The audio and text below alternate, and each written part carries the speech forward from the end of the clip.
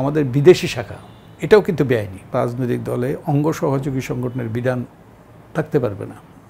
এইসবের জন্য আমাদের দেশে একটা কোনো বিশ্বমানের কোনো প্রতিষ্ঠান গড়ে ওঠে নাই। যেমন এই ভারতের আইআইটির মতো একটা কোনো প্রতিষ্ঠান গড়ে ওঠে নাই। এই ভারতের এই আইআইটি থেকে যখন তারা আইআইটির যারা লেখাপড়া করেছে তারা এখন বিশ্বের সব গুরুত্বপূর্ণ আইটি কোম্পানিগুলো পরিচালনা করছে। আর আমরা কি করছি?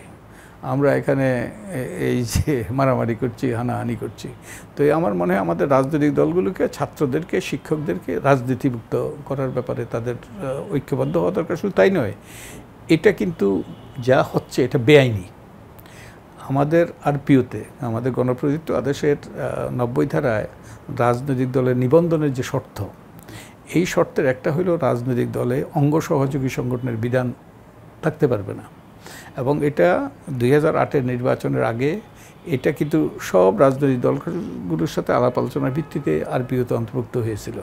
তার উদ্দেশ্য ছিল যে অঙ্গ সহযোগী সংগঠন বিলুপ্ত করা। কিন্তু দুর্ভাগ্যবশত আমাদের রাজনৈতিক দলগুলো যা করেছে ওই তাদের গঠনতন্ত্র থেকে বাদ দিয়েছে বিধান, এই যে অঙ্গ সহযোগী সংগঠনের বিধান বাদ দিয়েছে।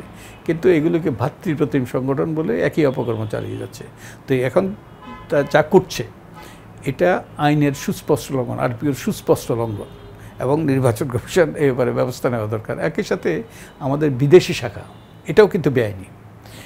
রাজনৈতিক দলগুলো যে বিদেশি শাখার মাধ্যমে আমাদের দুর্নাম সৃষ্টি করছে সারা পৃথিবীতে।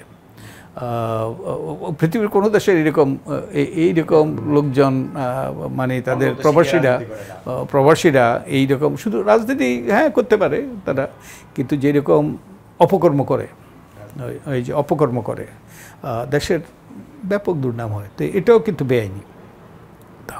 আমাদের রাজনৈতিক দলগুলোর এগুলোর স্বপ্রণোদিত হয়ে এই ব্যবস্থা নেওয়া দরকার, এবং তারা সবাই মিলে এটা এই যে একমত হওয়া দরকার ব্যাপারে।